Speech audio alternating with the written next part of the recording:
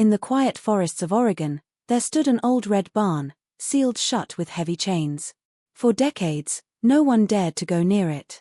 Locals whispered about strange noises, shadows moving behind the wooden walls, but no one ever saw anyone enter or leave. Then, on October 17, 1997, a single anonymous call changed everything. "There's something wrong in that barn. They're not animals." When police broke open the doors, what they found inside would horrify even the most seasoned officers. 7 women, pale, deformed, and terrified. The truth they uncovered was something out of a nightmare, a family experiment that had been going on for generations, hidden from the world. This is the story of the Blackwood Barn, a place where humanity was redefined by darkness. The quiet city of Oakage, in the interior of Oregon, would be forever changed by an anonymous connection received by Sheriff Thomas Wilkins on October 17, 1997. A neighbor who preferred not to identify himself made the complaint, which alleged strange sounds coming from an isolated property that had belonged to the Blackwood family since the mid-19th century, established in that mountainous region.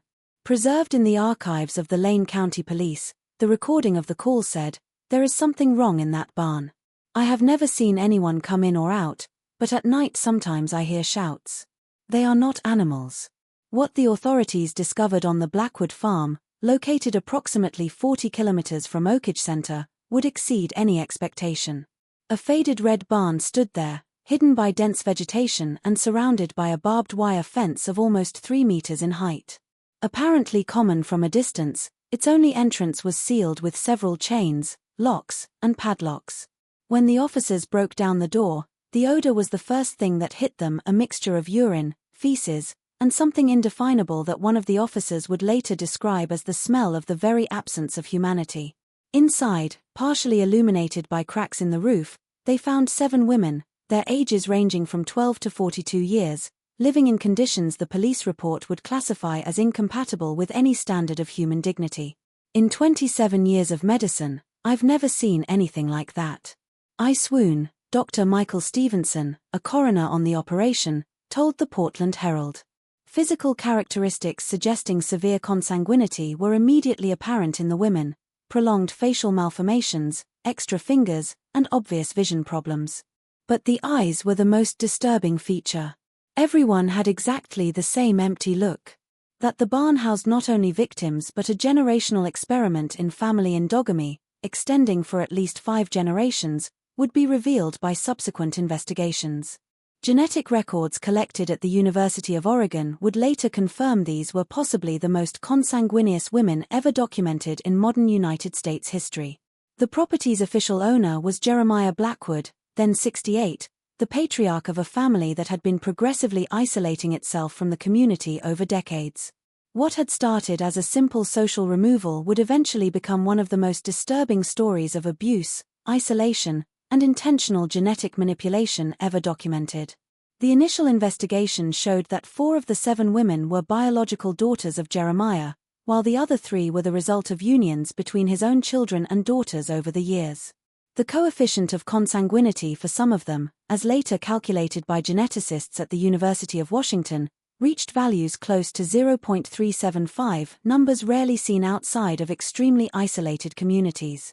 This was not a case of ignorance or accident, explained Dr. Eliza Montgomery, the forensic geneticist in charge of the case. "We found detailed diaries that clearly demonstrate a deliberate intention to create a pure lineage, as they called it.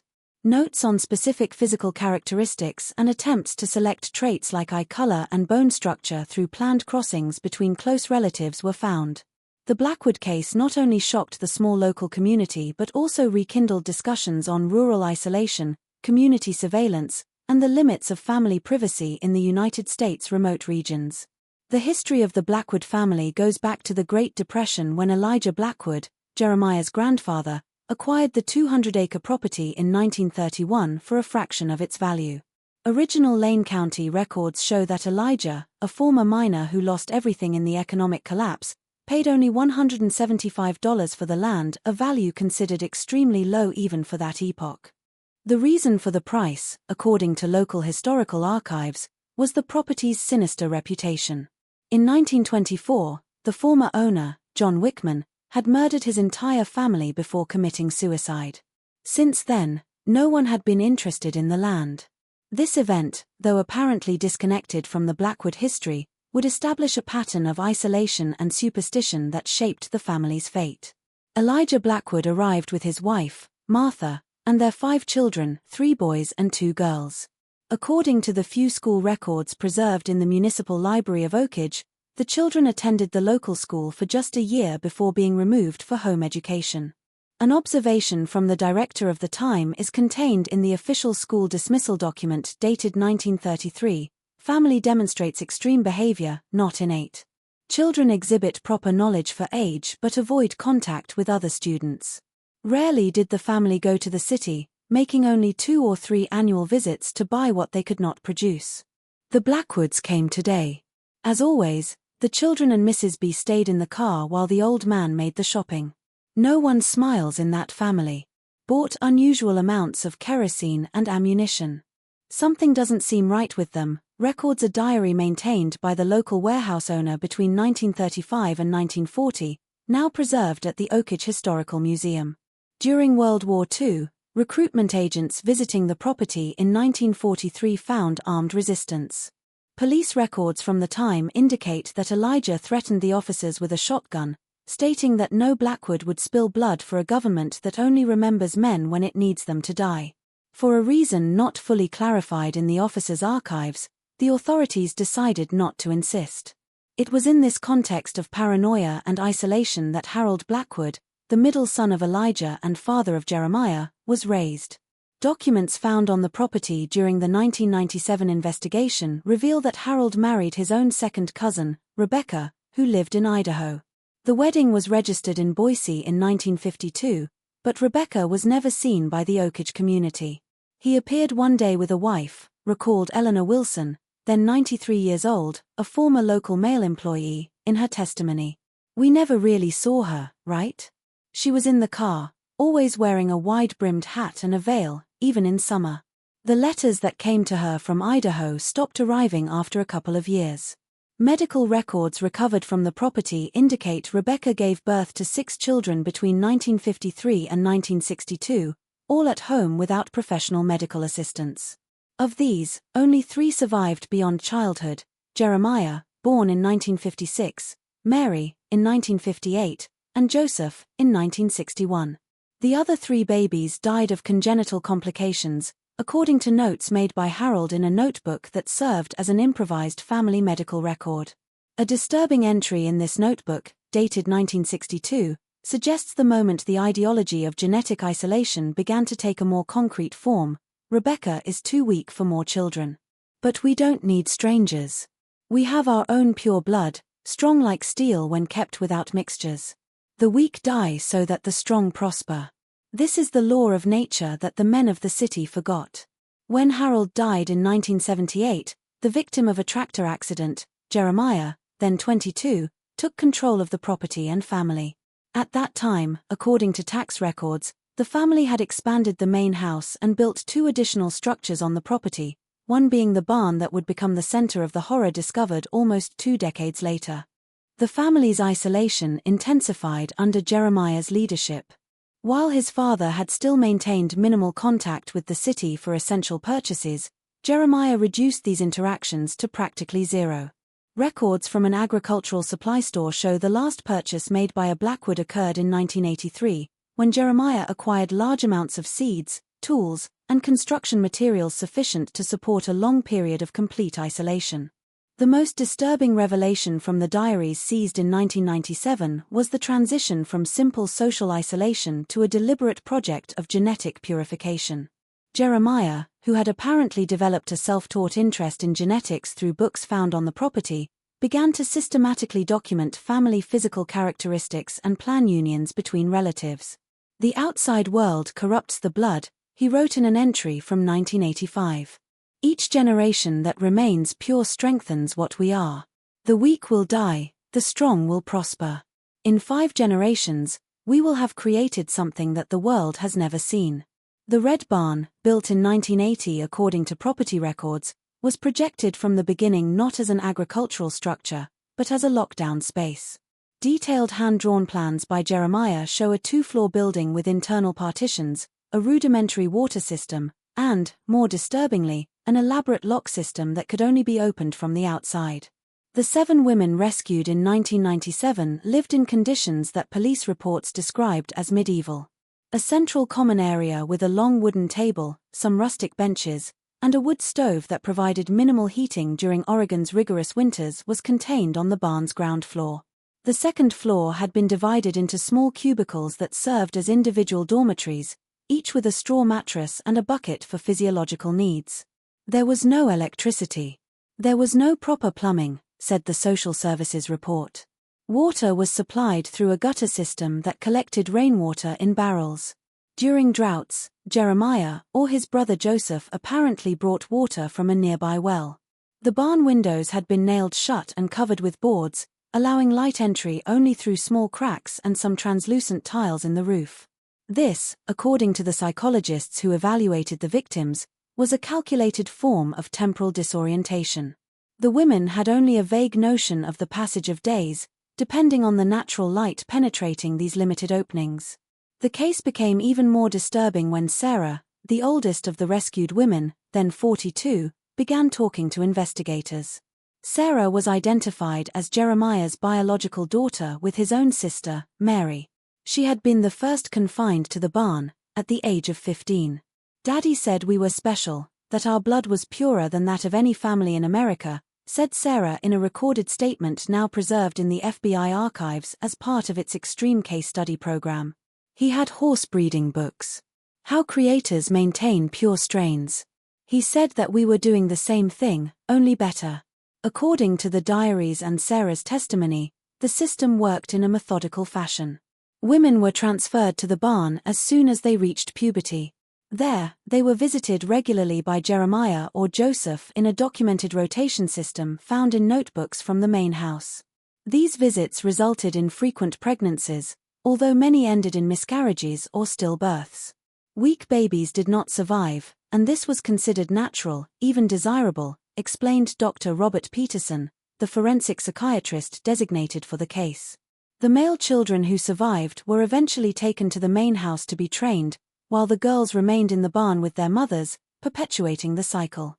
The women's daily routine, as rebuilt by investigators, consisted mainly of work, sewing, preparing simple foods, cleaning the confined space, and cultivating a small garden adjacent to the barn, where they could spend brief, always watched periods. This garden, ironically, was the only source of beauty in their lives. Several flower species had been planted among the vegetables, creating a surreal contrast with the darkness of their existence. Makeshift medical records kept by Jeremiah revealed a disturbing clinical coldness. Each woman had a file detailing her physical characteristics, pregnancy history, and, more disturbingly, her reproductive value classified on a scale of 1 to 10. The food provided to the women was surprisingly nutritious, though monotonous, mainly vegetables cultivated on the property, eggs, milk, and occasionally meat. It was not a typical case of nutritional deprivation, said nutritionist Elizabeth Dawson in her report. On the contrary, there was an almost obsessive concern with certain nutrients. "We found homemade herbal supplements apparently formulated to strengthen the blood, as described in Jeremiah's notebooks. Communication with the outside world was non-existent. The women had no access to radios, newspapers, or any other information source. Their knowledge was limited to what they learned from each other, and the few books allowed in the barn, mainly practical manuals on agriculture and home medicine, and, disturbingly, an altered Bible from which Jeremiah had removed several passages and added his own texts. One of the most unsettling discoveries was the notebooks of Emma, the second oldest of the women, then 37. Hidden under her mattress, they contained detailed drawings of what she imagined the outside world to be like, based only on stories from older women and scarce images from the few available books. Her designs of modern cities resembled 19th-century illustrations, revealing the profound informational isolation in which they lived. They developed their own communication system, explained Dr. Linda Morris, a linguist who analyzed the women's interactions after the rescue. It wasn't exactly a new language, but they used common words with specific meanings that only they understood. For example, They called the sun the vigilante and had dozens of different terms to describe the sounds of the barn during storms. When asked about resistance or escape attempts, the women showed a conditioned response of fear. "Where would we go?" asked Lily, then 23, during a therapy session. "Daddy said that the outside world was full of radiation, that people were sick and deformed. He said we were the only healthy people left and that one day, when it was safe, we would leave and repopulate the earth." This apocalyptic mythology, created by Jeremiah to justify the isolation, had been elaborated over decades and incorporated distorted elements of real news events, references to the Chernobyl nuclear accident, the AIDS epidemic, and other global events that he presented as signs of civilization's imminent collapse. When the 7 women were finally examined at the University of Oregon Medical Center, doctors documented the physical consequences of generations of endogamy. The medical report, later published as an anonymous case study in the American Journal of Medical Genetics, detailed a series of conditions rarely seen in such concentration. The pattern of observed anomalies suggests a severe and sustained consanguinity over multiple generations, wrote Dr. James Richardson, the study's lead geneticist. "We are observing the expression of several rare recessive genes that would normally remain dormant in populations with greater genetic diversity." Among the most evident conditions were polydactyly extra fingers on the hands or feet, present in 5 of the 7 women, severe dental malformations including oligodontia, congenital absence of multiple teeth, and microdontia, abnormally small teeth. 4 of the women had heterochromia, a condition where each eye is a different color, a feature Jeremiah apparently valued and was trying to select, according to his diaries. More worrying were the internal conditions. Imaging exams revealed heart malformations in all the women, ranging from light septal defects to more serious conditions such as tetralogy of Fallot, present in 2 of them. The most serious case was that of Rose, 19, said the medical report. She presented a combination of conditions we would rarely see together in a single patient: craniosynosis, premature fusion of skull bones resulting in severe facial deformity, achondroplasia, a form of dwarfism, and a severe immunological deficiency that made her extremely vulnerable to infections. It is remarkable that she has survived to this age without medical intervention. One of the younger women, April, then 14, had a rare metabolic disorder known as phenylketonuria, which had gone untreated, resulting in irreversible neurological damage. The cognitive and psychological impact was equally deep. Neuropsychological tests revealed that 5 of the 7 women had some degree of intellectual disability, although it was difficult to determine how much was due to genetic factors and how much to extreme educational and sensory deprivation. "Sarah's case is particularly interesting," said Dr. Patricia Winters, a neuropsychologist. "Despite the conditions of extreme isolation, she demonstrates above-average cognitive capacity. She learned to read on her own, teaching herself through the few available books, and later taught the others. She developed a complex time-counting system based on the light patterns that entered through the cracks in the roof. DNA tests performed with state-of-the-art technology at the time confirmed what the physical symptoms suggested. The endogamy coefficient of some of the youngest women reached levels rarely seen in modern medical literature.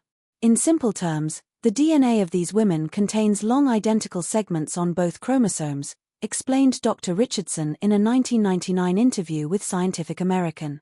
Something that only occurs when the same genes are inherited from both parents, who in turn share very close common ancestors. In normal populations, we see small segments like this reflecting distant common ancestry. But in this case, up to 37% of the genome of some of the younger women consisted of these identical segments, numbers we would only find in extreme cases of population isolation. Perhaps the most disturbing discovery was the documentation found in the main house. In a locked office, investigators found dozens of notebooks where Jeremiah had meticulously documented his observations over decades. These notebooks revealed the patriarch was aware of the genetic risks but saw them as a necessary purification process. "The first generations will suffer so that the future can transcend," he wrote in a 1992 entry. The ancient Egyptians understood this. The pharaohs married their sisters for divine reasons, not worldly. The weak are naturally eliminated. The strong survive and strengthen themselves. In another 10 generations, we will have created a superior lineage. This distortion of basic scientific knowledge to justify extreme abuse reflected a toxic combination of isolation, paranoia, and pathological narcissism. Jeremiah had built an elaborate belief system that combined poorly interpreted elements of genetics, decontextualized religious references, and conspiracy theories about racial purity and the genetic degeneration of modern society. Among the books found on the property were texts on eugenics from the early 20th century, treatises on animal breeding, and, surprisingly, several recent academic books on population genetics, suggesting Jeremiah occasionally obtained updated materials, possibly through correspondence requests. He was not a man without education, said Dr. Peterson in his psychological assessment.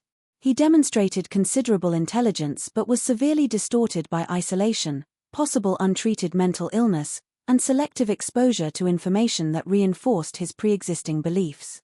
It is a classic case of how knowledge without adequate social context or ethical supervision can be dangerously misapplied.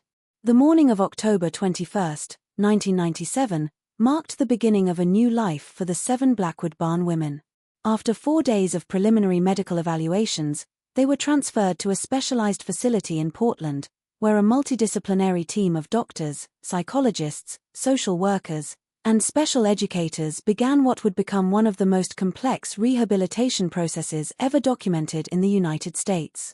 The fates of Jeremiah and Joseph Blackwood followed their parallel course. Both were arrested on the day of the barn's discovery and, after extensive psychiatric evaluations, were considered able to answer for their crimes.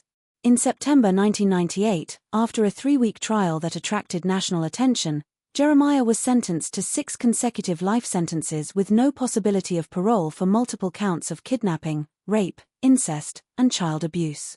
Joseph, whose prosecutors argued had acted under the psychological coercion of his older brother, received a 45-year sentence.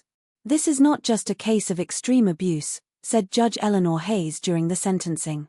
"It is a case of deliberate and systematic perversion of fundamental principles of humanity, extending for decades and affecting multiple generations."